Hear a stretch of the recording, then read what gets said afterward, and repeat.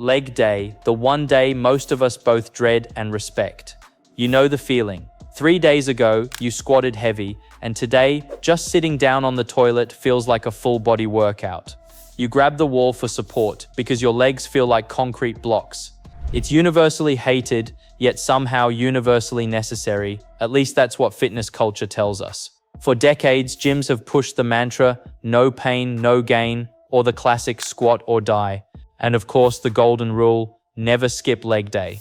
But what if I told you that all those rules might be completely backward? That the traditional approach to leg day, the one that leaves you hobbling for days, isn't just uncomfortable, it's physiologically broken.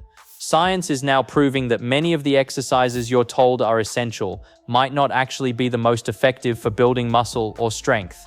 In fact, there's an alternative approach that activates your quads as much as back squats, works your calves even better, and allows full recovery in just 3 hours instead of 72. Here's why traditional leg day is so brutal. When you descend into a heavy squat, you take a deep breath, hold it, and brace. This is called the Valsalva maneuver. During this maneuver, your intra-abdominal pressure can spike to over 200 mm of mercury. That number probably doesn't mean much to you, but here's the practical effect. It's extremely high pressure inside your core. That pressure compresses the main vein that returns blood to your heart, limiting how much blood your heart can pump. Then, at the end of the set, you release the breath, and for a few seconds your brain isn't getting enough oxygenated blood. That's why you sometimes see stars after a heavy squat set. And keep in mind, your legs contain some of the largest blood vessels in your body, so this effect is amplified. The problem doesn't stop with just dizziness. Two researchers, Vincent and Vincent, yes really, decided to investigate what actually happens to your muscles during heavy squats. They measured creatine kinase, an enzyme that floods your bloodstream when muscles are damaged. Think of it as your body's check engine light. Normally levels hover between 35 and 175 units. After heavy squats, trained lifters hit 1,349 units, while untrained individuals reach 3,272 units, over 19 times the normal range. That's like driving your car with the check engine light blinking uncontrollably. And here's the kicker, these markers don't peak immediately. They peak 72 to 96 hours after your workout, meaning your muscles are in recovery mode for almost a week and sometimes as long as 9 days before fully repairing. Yet, when you walk into any gym, ask someone what the best leg exercise is, and the answer is unanimous: squats. They're hailed as the king of exercises. But what does science actually say? In 2016, Scarabot and his team conducted a massive review published in the European Journal of Applied Physiology. They examined something called the bilateral deficit, which is a phenomenon where both legs working together produce less force per leg than if each leg worked individually. Imagine you and a friend trying to push a car, but somehow you both get weaker when pushing together. That's literally what happens in your legs. Studies found that when both legs push simultaneously, each leg produces 7% to 25% less force than if it worked alone. So not only are you risking injury and extreme fatigue with traditional squats, your muscles aren't even firing at full potential. Leg day is dizzying, brutal, and physiologically inefficient. But don't despair, science has solutions. West and his team, in a 2014 study published in the Journal of Strength and Conditioning Research, explored alternatives. They had 11 strong men perform 5 sets of heavy sled drags at 75% of their body weight. Then they measured the same creatine kinase markers as Vincent and Vincent. The result? 0 spike, no muscle damage, not even close. Recovery time? Just 3 hours. And yet, muscle activation and workout intensity matched that of heavy squats. Here's why sled pushers work so well. They recruit the exact same muscle groups, quads, hamstrings, glutes, and calves, but because the force is applied horizontally rather than vertically, your lower back doesn't take the crushing load that it does during a back squat.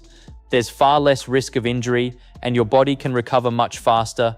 Now let's break down how to do this properly. Approach the sled and grab the vertical posts or handles. Keep your arms almost straight, about 95% straight, just a slight bend at the elbows. Your arms aren't doing the work, they're simply connecting you to the sled.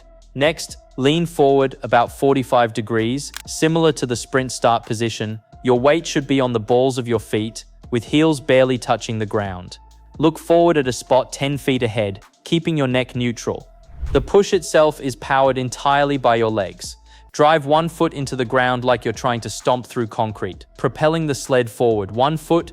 As that foot comes off the ground, your other foot lands and drives the sled another foot forward.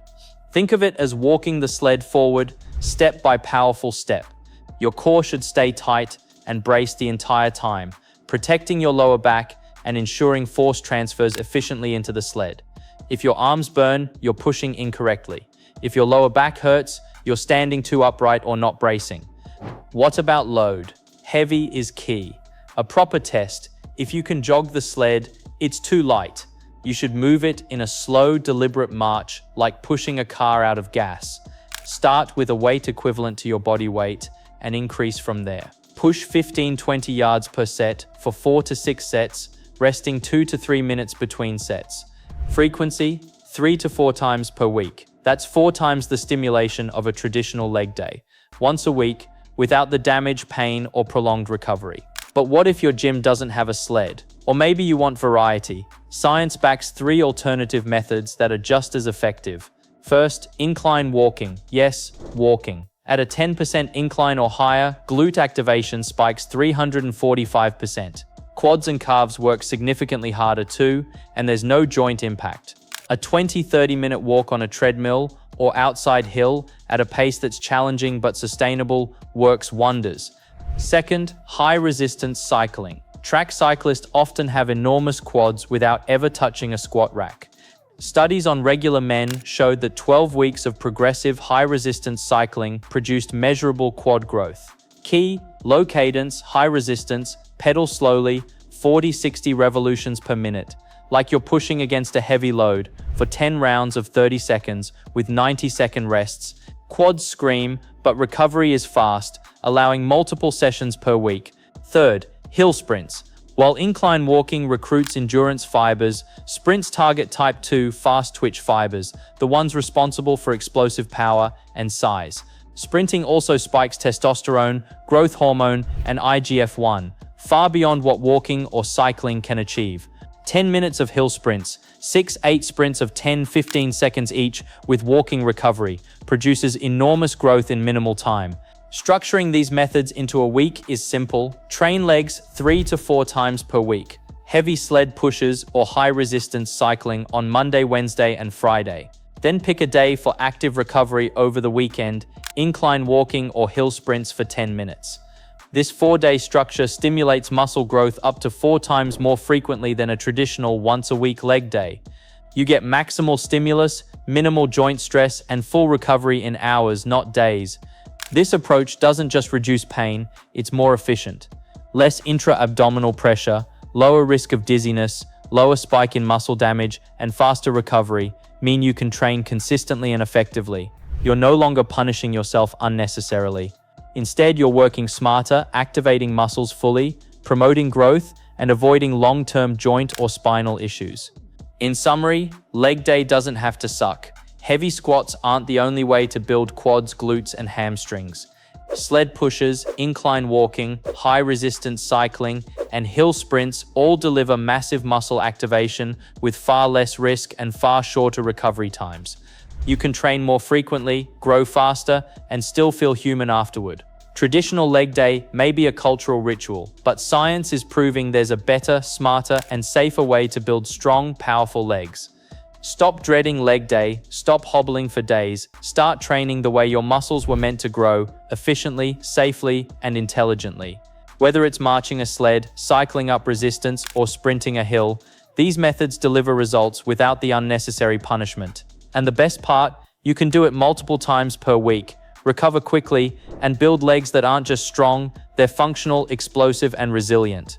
Leg day doesn't have to be a curse. It can finally be something you actually look forward to. Science just showed us how.